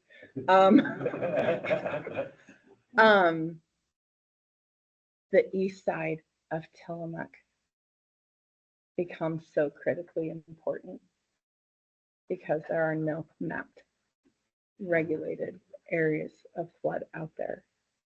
For Tillmook, in my opinion, the east side is the key to the future of the city. Like from the college all the way to Olson Road or, yeah, Long Prairie. Yeah. Yeah. Yeah. I can tell you guys that property is going to be a really long, ongoing conversation here at the Housing Commission. And we'll go through this at our next meeting. Yeah, and I would also say, I haven't, Nathan George and I catch up every once in a while, so I have a meeting coming up with him. But, you know, what this might do is help support requests for funding at the legislative level because this area is out, right? I mean, this may add to that intensity of need to support funding for infrastructure on the east side. It's also possible that we might not be able to reach our housing production strategy goals that will be required without it. So, Which is why, like, Washington County, Multnomah County, City of Hillsborough, City of Beaverton, like everybody is like, how, because they're already committed to that. We're still working out what our goals are going to be for our housing production strategies, right? But they're committed. And with these changes, they are very concerned about how they're going to meet their housing production strategy goals. to make that really clear to everybody, that just means that there are competing values where the federal governments are requiring something, and the state is requiring something, and there are places where both of those are not possible. Yeah. Justin had a question too. Is the current wastewater treatment plant of the city of Tillmook in that? It looked like it probably was based on. Yeah, I think it is. Did you say the wastewater plant for Tillamook? I Hey, couldn't hear. Megan, are you in? Yeah. Yep, and yes, it's in the flood zone. It's already affecting some of the projects that we're doing right now. Just with the current regulations. Clay, do you have a question? Yeah, I was trying to zoom in on my screen here to the map of the Adventist site that we were looking at next to the Adventist site. It looks like it's in the brown zone, but Yep, the browns are fine, Clay. This does not apply to the brown. okay, yeah, we tracked the FEMA floodplain prior on the site, and we were out of it. But half that site was like the majority of that site's affected, except the zone where we're building. But I That's didn't know correct. if it was brown or blue with this new definition. So, Yeah. did you already take a peek at it and see if it's? We Okay. did. Parker and I, as soon as I got that letter, he and I sat down. Clay, So- it was literally the first conversation that we had after, Yeah. this, followed by the raw property, and then every other project that we have in the mix. Yep. Yeah. There might need to be just some minor alterations to some of your parking configuration if you don't want to do low impact development, but I've looked at your project layout and I think you're actually sitting pretty good on that. I would just, this is my own opinion and maybe some extra advice a little bit, but like the projects we do in LA, they're all low impact development sites. Anything you build in LA has to have water capture before it hits the sewer. And we went through that process I did in my career previously, and it was the same thing. There was a big shock of having to do that, but then a lot of design solutions came on board over the years that followed, and it's been absorbed now. So I would say, I think the other end of this discussion is looking at the solutions that do solve some of these things, and that might maybe ease the group as those come online. So I'm waiting to see what some solutions are that come out for this stuff. But hopefully that brings a better light to all this stuff. So. One of the places that we're going to be looking for solutions, in addition to across the housing commission spectrum, is in the development committee. And Clay has agreed to come and help attend those. We have some other architects and developers who will be joining that committee. And we're going to be really trying to be proactive in finding as many innovative solutions as possible and technological solutions. Mm-hmm. Yeah, the low impact development, especially like if we can get to piling and pier construction, which is not cheap, right? This is going to increase the cost of housing. But if we can get to piling and pier development with low impact improvements and robust stormwater management on the ground, we might have a chance. But yeah, it's to price that gap of affordability, right, is going to change. That's the real challenge. That's the real challenge. Doing the low impact development, stormwater management stuff is extremely costly because it's all, a ton of underground work. So, yeah. Thank you, Sarah, for putting it together. It's a very clear presentation for me. So I want to thank you for that. Thank you. I'd like to propose we take a short recess before we get into our next thing. This is a lot to digest. And we'll try to make space for any further questions you might have at the end. But in order to get through the rest of our agenda, I think it's right to take about a 5-minute break. If that's acceptable. And as I have updates, I will share them with Parker and put them on the agenda. Just now you know everything that I know, and now we're waiting for FEMA. Is that word you used about Manzanita? Very unique. I didn't. The Fordu? How do you spell that? F-O-R-E-D-U-N. Yeah. Fordu. Right, so they have their dues. Actually, took a really all of the folks along Fordu agreed to Well, and that's what I think about, like, if it's coming to all the states, like, there's been changes coming regions. What bumps me is that we've done so much as a county for fish. So is FEMA under Department of Commerce or transportation? Oh, transportation. Okay. Wow. I think this is what we talked about when we had dinner with Tim and I. Yes. Way back when. Yes, At it the is. Pacific House. It is. Yeah. I Yeah, was like, and so oh, I'm you. so interested.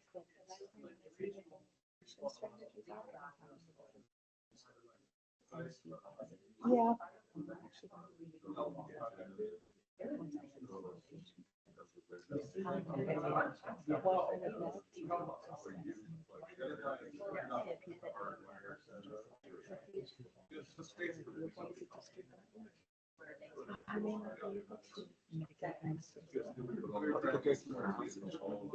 Let's still come back and talk about like, what do we do with things?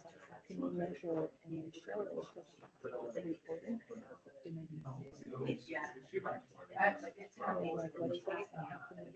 Well, I'm glad you're a leader in this area. I'm glad you kept, I mean, goodness gracious. I know. Jeez. Well, you have a lot of good partners in the county too. Yes, I believe in you guys. thank you. I know. I know. It shouldn't be either or. It should be yes and. Yep. Yep.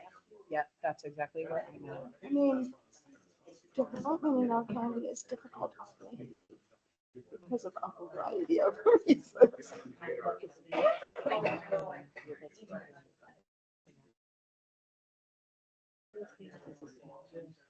Yeah, yeah. A little bit or just something to push them. How many people in your family?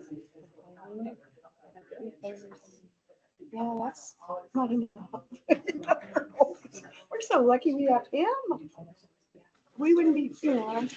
Well, and that's where like, I have a hard time to do anything.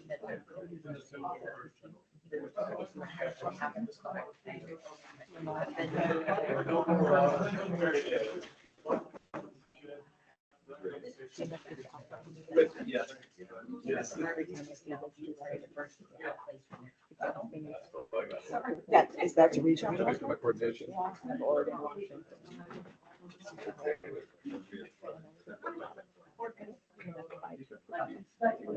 Directly through this whole thing. That I gotta fight you, friend. Going anywhere. And we know each other serious, like he knows when I say that. Yep. I mean it. Yep. I do. I hope you do. Yeah, well, they launched it. I thought it was I think Tillmook was in a good position to advocate for other counties. Yeah, I think that. Yeah, it makes total sense. Once again, you're out ahead. Yep.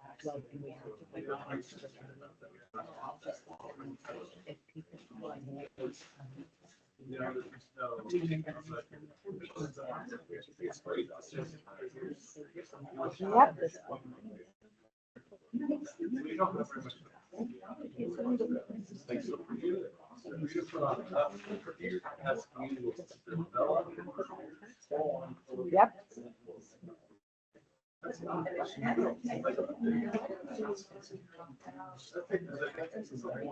You've lost control.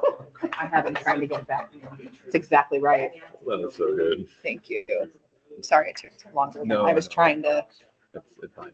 I expected it. It was super informative. Yeah, it's all much needed thing, so That's what everybody's going to be talking about. I'm gonna cut it up into like one nice video and file send it to you so if you want to share it. Then we're fine. Yeah, pretty great. I'm just sitting here like, I mean, I think right now the most frustrating thing is send us the doctors. Like, you know, it's in the letter. Oh, well, that works out figure.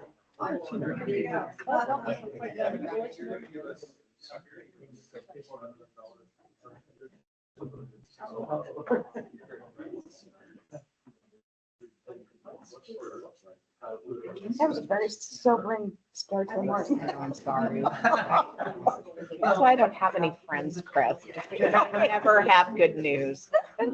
Just like, right. So I'm like, we're working on stuff. I just did that same statement. I believe everyone's. All right. Well, let's go ahead and get back going here. Make it through our agenda. Hopefully Parker has some more uplifting news on our EPA grant. Yes. I'm so glad you put that after. I will say, as I transition to talking about the EPA grant, every liability is also an opportunity. And while this seems bleak, from our perspective, I intend to leverage every bit of energy that this will generate into producing more. So there is ways that we can use this to further our goals. So just try and hold on to that for a second. So I was hoping to have a whole bunch of information to be able to put together this lovely slideshow for you and give you all of the information. And I had this meeting with DEQ, who was our conduit to this grant, all planned. And I was expecting a lot of answers, and they were like, "Hey, so what questions do you have?" So not a lot of answers yet. And so as I go through this, what I hope to give you all is to think of any questions that you would want to have for the people giving us this. And I will tell you the questions I have already asked as we go. So these funds, these $3.78 million, comes from the EPA Climate Pollution Reduction Grant Program. A number of months ago, Rita Haberman from Oregon DEQ called me up and asked me a series of questions about housing in Tillmook. And she ended this conversation with, if you had like all the money in the world, like how many houses could you build in the next few years? And I said, Rita, I have no idea. I do know that if I had a financial solution for every single piece of housing that's come across my desk so far, that we could get 180 housing units built in a year for middle income and below. And so that is the amount of funds that we received. Was this grant? This grant is good for $20,000 per unit, and I'm going to get into the details as we go here. It's good for $20,000 per unit, and times that by 180, and you get $3.6 million. And then in addition to that, they have provided $180,000 of administrative support funding. So maybe I'm getting an assistant. We'll see. But to get into the nitty gritties of how this will help us, these funds have some strings attached to them. And the first one is that this is for space efficient housing. And what that means is any project or single unit that is 800 square feet or below, or averages 800 square feet and below. So if we have a 10-unit apartment building, some of them are 1,000 square feet, some of them are 600. As long as that building averages out to 800 square feet, they could apply for funds for every unit in that building. The other strings on this is 25% of it must be for big A affordable housing, and the rest needs to be for middle income, that 120% AMI and below. So largely what we do. And I can tell you that the Home First project up in Manzanita could really use these funds. And if they took the maximum amount that they would be able to qualify for, that would be about 20% of that 25% obligation for that affordable level of housing. So just something to consider of where this is. The other thing to consider here is anybody who takes more than $750,000 from the federal government for any project of any type becomes subject to prevailing wages. So it is very unlikely we will see anybody applying for a grant in excess of that amount. So we will also be very mindful of that and making sure that any developer understands that if there's any other federal sources of funding coming in, that they need to be aware of the prevailing wage question. The reason Why is that those units? It covers the cost of construction. pretty much it adds about 30% of the cost of your building at a minimum. What we can build on our farm and what the school district had to build because of prevailing wage is literally quadruple the cost. It's ridiculous. Chris, I'd be happy to walk you through that. We're like, please, obviously. People have strong feelings about prevailing wages, that's for sure. So is it cumulative? So if you get two different federal Sources, yeah, as long as if you hit 750K from the feds, you're into prevailing wages pretty much no matter how you slice it. A good question that you might be having is why is the EPA involved in housing and why is the Oregon Department of Environmental Quality involved in housing? And again, I would love to have had a nice slide and give some like hard stuff, but this was communicated to me orally and I'm just going to sum it up as best I am able to. a number of years ago, about 10, 15 years ago, DEQ did a study that basically said, how do we actually impact the most amount of carbon capture? How do we actually, where can we actually move the needle on carbon capture? And one of the things that came out of that study was build smaller houses. And there's a few reasons for that. You use less materials. When you build a smaller house, that's the easy one. The one that I did not expect is that by having a smaller house and by encouraging smaller housing, people actually consume less and they buy less things because they do not have the space to put them. And that is actually a huge part of why space efficient smaller housing has this carbon capture element, is because people don't fill it up with stuff. So I found that to be really fascinating, and I had never considered environmentalism through that lens before. But DEQ found out that, like, wow, we need to be encouraging smaller housing. And at the same time, the feds had this Climate Pollution Reduction Act that was passed, and a lot of that was saying we need to find these good solutions. The Oregon Department of Environmental Quality said, hey, this is one of these really good solutions. We have this study. It says if we have smaller housing, we capture more carbon, we create less waste, et cetera, et cetera, et cetera. And so the Department of Environmental Quality for Oregon went around and they looked for organizations in the state that have a competitive grant process. That is one of the key elements. That the only people who are able to be eligible for these funds were organizations that pretty much already had an established competitive grant process. Here at the Housing Commission, that is a big part of what we do. And so I want you guys to really understand that the only reason these funds came to us was because the Housing Commission exists, and because it's good at what it does, and because you guys have all become experts and evaluators of real estate and housing projects. That's why these funds are falling into our lap. I didn't do a whole bunch on this. Like, I just grabbed the mitt that was given to me and caught this. So you guys did this. I want to be clear on that.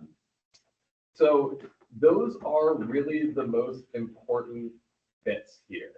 I know that there's probably some questions, so I'm just going to open it up. I might not have answers for them for you. I will have better information, and as it comes out, I will disseminate it all to you. And at the next Housing Commission meeting, we will be talking about this. But the big questions is how soon and when? October. October is when we will start getting these funds, and we can start putting them out the door. I expect to have all of these funds out the door in less than 18 months, and significantly less than 18 months. We have 5 years to do it, but I expect to be up and done just as soon as we can. The other questions that I've already asked before I get them. One of the things you'll see that they really want to promote on this one sheet is ADUs. And if you combine the concept of an ADU with the concept of a competitive grant process, that's a lot of time in this room for us to be evaluating every single ADU application. So my first question to the DEQ was, is there a way for us to set aside some of these funds for ADUs? Or maybe the Housing Commission itself could apply to for these funds in a way that we could create a fund that could pay for SDC fees of ADUs, or just incentivize the next X number of ADUs that come in. So I'm awaiting how to do that, but I do know that one of the cool things about this fund, and something that we get to do a little more here that we don't normally do, is help out individual homeowners and help them increase housing. Normally, we hand checks to developers and people who are, professionally building and have a profit in mind, in a sense. This time, we get to help people who want to do something in their house to increase the housing on the micro level. And I think that is really cool. So that's what I got for you guys on this. I'm sure there's some questions, and I'm happy to answer those that I can. I have one. This is a lot of money, and I think we need to carefully think of it as an opportunity to leverage other things. So for instance, if we have to go to a bank, we need to get that bank, whether it's the credit union or whatever, to come on board with housing in a big way. They're funneled through their place, even if it goes in a year and a half, which is pretty fast, that's still a lot of money that a bank would get. And we need them to commit to supporting housing in the county in order to have the privilege of being the channel for this fund. I love that, Kristen. I will ask the question of how and what amount of control we have of where these funds sit while we are distributing them. And if there's a way that we can help increase the liquidity of a bank that would then lend to more housing projects, I would love to try and do that. Did I capture that about right? Yeah. Excellent. Is there going to be a huge documentation load on yourself? There will, Maintain clients. yeah, there are, under roles and responsibilities of local governments and roles and responsibility of DEQ, you will be able to see where the key reporting requirements are. Okay. And most of them do lie with DEQ, so DEQ will be explaining to us what they want from us, and we will be giving it to them, and then that would be reported up to the EPA. Okay, great. So really it comes down to regular communication and reporting with DEQ regarding status of implementation. In conversations that Parker and I have had, we talked about the importance, and this has come up before, the importance of having some pre-approved ADU designs. And that streamlines the paperwork processing because then it's just a copy and paste. Yeah, and Michelle, that reminds me of an important point that I did miss. One of the bullet points under the implementation section of the document, and for anybody at home, it's too hard for me to scroll through this document over and over again, but if you go to the Housing Commission's website, you can download it and follow along or read it at your own pace. Under the implementation section, it does have what it says, reduce total embodied carbon of new materials used by 10%. And it's my understanding that for a architect or a developer is a very easy calculation to do. But for somebody, an individual homeowner trying to build an ADU, that might be something difficult to achieve. And so one of the reasons why we will be looking for standardized ADU designs is that they can include in them that 10% carbon capture equation. And so an individual homeowner will not have that onerous and removing barriers to helping people build housing. And we can, as a housing commission, maintain affordability of units for a minimum of 5 years. Can we tweak that? We can buys these. Yeah, that was a question that we had, and in addition to being able to increase that, I believe that also almost any project accepting this is going to have other funds attached to it that would have a longer rent requirement. But honestly, for 5 years for a single ADU at a house, that actually is about right, in my opinion, especially because ADUs cannot be short-term rentals ever. So if it does, it might, when that affordability happens, the likely place that lands is naturally occurring market rate housing for this area, which is still in that 120% below. So that I'm not super worried about the 5-year requirement for ADUs. I am worried about it more for the larger buildings that will do this. But right now, that's like Home First, who is going to be affordable forever. They're on beautiful land that is in perpetuity. So yeah, I doubt this will ever be the most strict requirement that a project hits. Yeah, the nice thing about ADUs and the size requirements of this, the stipulation are that they are going to inherently keep rents more affordable. That's right. And that's kind of just a twofer, because this is what's hard here, is figuring out how to make things, build things that are affordable, and the size constraint is going to be one of the key ways to do that. Justin, you have a question? Yeah, I just had a quick question on, and Housing Commission has a competitive grant process that's been put into place. So as somebody who is working with people who are doing developments, what is is the prioritization going to be the same, like application, everything the same as the previous rounds? Is there? We will be deciding. Right now. The question before this commission, the big one, first one we have to decide is, do we want to have one type of application for all of the funds we have access to, or do we want to have one application per fund for the requirements that it has. So as we develop our grant process for this one specifically, one option is to basically take our old one and apply some new restrictions to it and keep it the way it was and have everything funneled through that. And at the end, we decide which pot of money that project would be applicable for. This is a longer conversation, and it's something that we should be considering between now and the next meeting. But this is hopefully not the last bucket of money that we will have to draw from. And so really considering how many times we want to have a different form, a different application, and a different type of meeting, and different type of evaluation. That said, as we get more money and as we get more applications, this commission is going to have to work a little bit more. We got these funds because of our competitive grant process, and we are going to have to implement that competitive grant process a little bit more than for the $400,000 we normally give away. So we grant award, recommend to commissions to award. Get my parlance straight.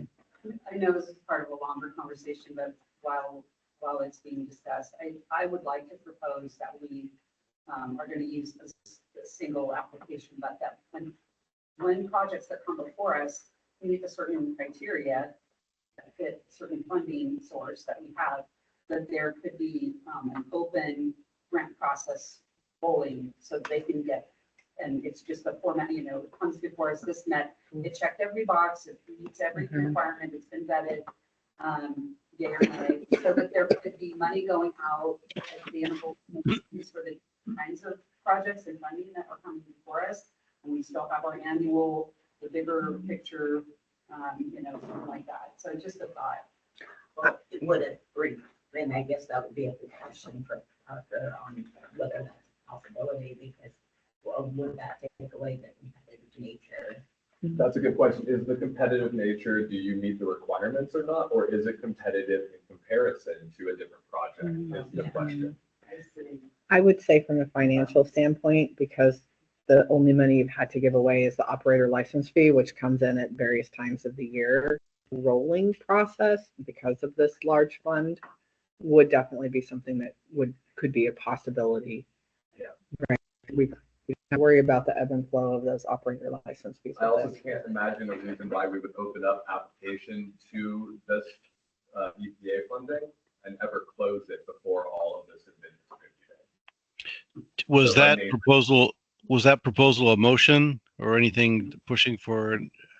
Okay. No, we haven't proposed anything. This is merely a conversation. We have no time imperative between now and the next housing commission meeting. I'm speaking up Thanks. because I'm told we're going online. It's not picking up my voice very well.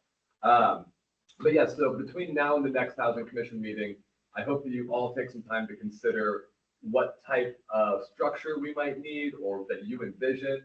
I also see a need, and I'm going to start tying this into another agenda item, which is new housing commissioner interviews.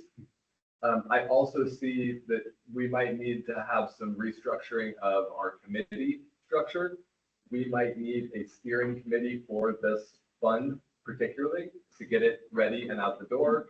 We have the raw property, which is going to require its own dedicated group of housing commissioners to really focus and champion that project.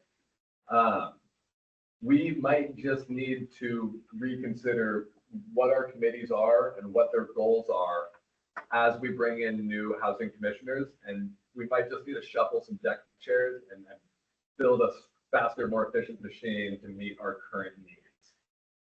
So I hope you are all patient with me as we work through this. This is a process that I think will be good for us to do, a good time to do some process improvements and button up things so that we are efficient as we get this money out the door. To that end, I've talked to Commissioner Starr about the interviewing of new housing commission members, and her schedule is very limited. She's also dealing with everything we're talking about today, and has basically asked for us to conduct the interviews and to keep her appraised. So I will be working with her office to schedule these interviews, but it is assumed that The chair will be there for these interviews, and at least one or two other housing commission members would be preferred. So if you are interested in participating in interviewing, please let me know, and let me know a rough idea about your weekly availability. I will let you know when we start scheduling interviews, and I will try to build interview teams as we are able to schedule with the interviewee, with Terry, myself. So I hope you are all open to it. If you are not open to interviewing, how about let's do it that way? If you are not open to participating in interviewing new housing commission members, please let me know. Otherwise, I'm going to be sending out polls and requests of your time to make sure that we can staff these interviews appropriately. We have some fabulous candidates out there. Some of them are online and just in this meeting. So I just want to say thank you to everybody who has applied. I'm sorry it has been a long process, and we will be wrapping it up between now and the next housing commission meeting. Parker, how many seats are open? We have 5 open seats at the moment, and a little more than that. I think we have 6, I believe, applications in. 5 seats open, 6 applicants. So this interview process is not going to be real rigorous. Not going to be terribly rigorous.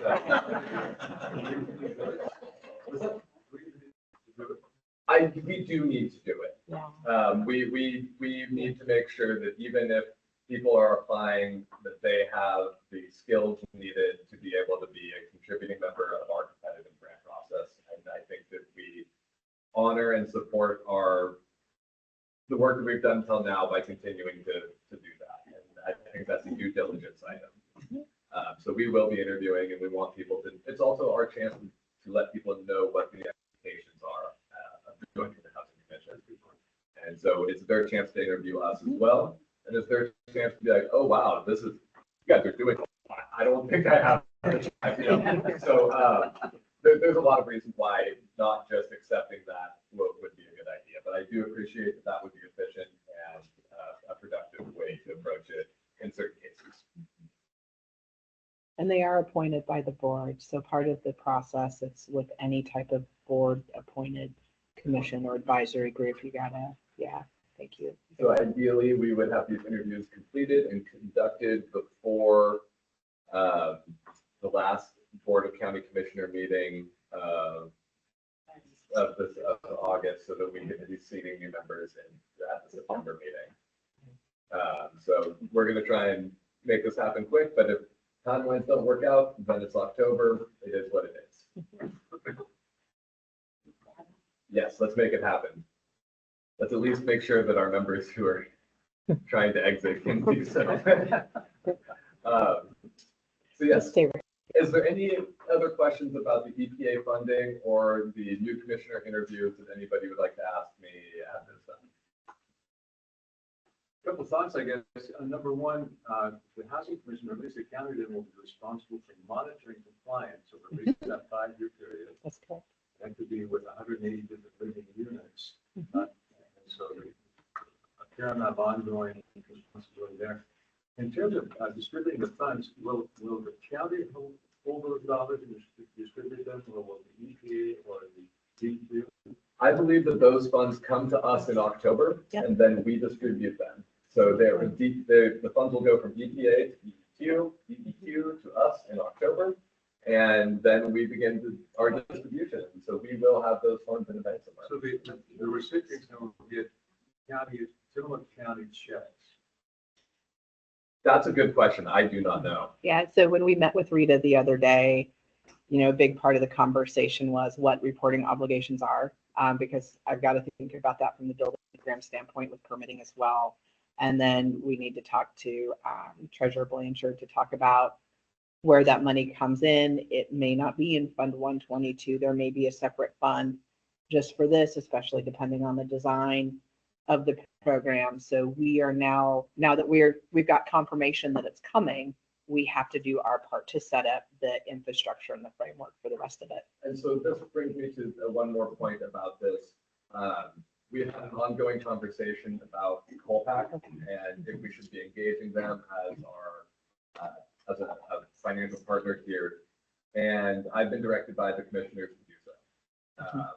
And so that conversation has been taken out of this room, and just been directed to do this. And so when we talk about reporting requirements, one of the things that I expect is that Colpack will be able to help us take this money in, provide the reporting requirements, the financial reporting elements of this as it goes out the other side. And that is also going to create the partnership that's going to allow us to bring in more of these funds. And Colpack, myself and Alyssa Dirtler and Susie Dahl, my counterparts in Columbia and Classic County, we are the three of us make up housing in Colpack region largely. And we are increasingly working together to tackle things that cross our county borders. So things like timber industry housing would be an example. But as we increase our cooperation, it's increasingly important that we have a partner that is beyond just the borders of Tillmook County so that we can participate in more funding opportunities. So Colpack is going to be helping us to engage in a whole wide variety of different funding opportunities, some of which I've already begun to engage on, but I'm not going to get you guys excited about something that might not happen. So Parker, does that mean they'd be part of reviewing the grant applications and approving them? Because remember that was like a stickle. They will have no part in reviewing this. Okay. Nothing we do will ever go to their own board. Okay, good. So it's administrative only. Administrative only. And we work that down as per your guys' conversation request. Yes, it is down to they have no review process. They just do what we ask. And they just do the money. And that's true with regard to the multifamily housing fund as well. Yes. They will not be reviewing those items. They will not be reviewing anything on there. We control all of the competitive grant process. And they will pay no part of it unless we invite them to. Yeah. So on the $20,000, would that go to the individual and then would that money be used against burden? Or can they use that? It can be used for any type of incentive on this. So if the reason why I brought up SDC fees and ADUs was that would be a very, very simple way to set up a fund saying, the next X SDC fees that are charged for ADUs will just be paid directly from this fund. And then we don't have to bring in a full check or anything. And in that case, it might actually be a tax incentive way to distribute these funds because it might never hit their income. I don't know. That's not legal or financial advice. I don't know. We're just going to try and find some solutions here. So what will happen is the whatever is most tax advantage to the people receiving it, we will endeavor to give this money to them in a way that they get to keep as much of it as possible. I presume that projects that we've already given money to are free to apply for additional funding. They are. So that we can get them out the door quicker. And that in regards to that carbon capture element, the best way to capture carbon is to take something you already got and fix it up.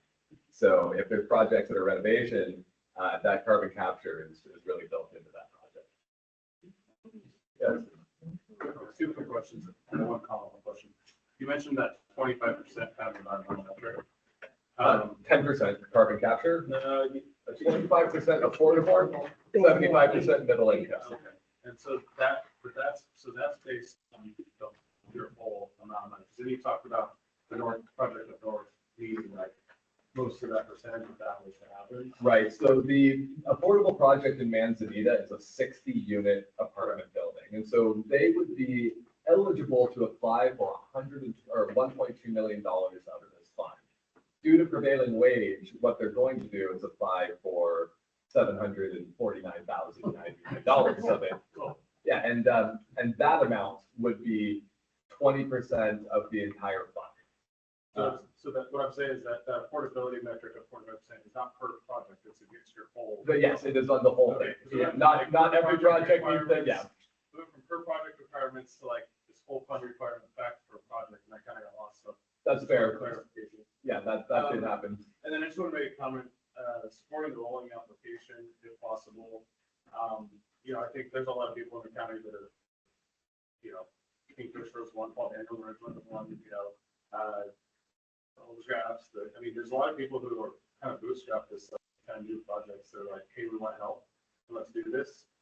they're not as, they're not as polished at these processes as a lot of developers that come in on. I'm happy that developers are coming in to look at these. But like, if this was a time frame, it was a race to the dollar, right? The community members that are trying to make a difference are builders. That's very true, especially because developers have a bigger They have support an infrastructure. Mr. Henry, I've done this process before, these processes before. And, you know, I wouldn't ask for a weighted score or anything towards local builders, but I do think that there is an equity issue there. There's a time equity issue there. And so what I'd like to say to address that is a couple things. One, we're into our third or fourth cycle collection of third. So, No, see, we're in our fourth, I think we're in our fourth cycle. fourth cycle of Third, collection. third of grants. One of the fourth reasons collection. why it's hard to have a rolling application when you don't know how much money is going to be in your fund to give away. And so now that we are entering into the cycle, these, when does it finish up every year? August? We have the idea of how much of these we collect? Yeah, the majority of the fees are collected by August. It's just, yeah, and because it isn't a lot of fees, the commission has generally issued all of the fees at, maximize the amount to issue at one time. So having a rolling is also not. Yeah, no, Yeah. And so just explaining how we got there, and that's why we haven't had a rolling application yet, is that we haven't known. But now, once we open up this next one with the EPA in October, I don't see a reason why we would ever close it again. It will be rolled from that on, is my expectation. There's enough money to roll. If there is enough money to roll. And so really it will roll until it is out. And so there will always be some sort of time imperative, and I can never make that totally equal. And it strikes me that wouldn't this be enough to the chamber to offer assistance to people who are doing projects locally?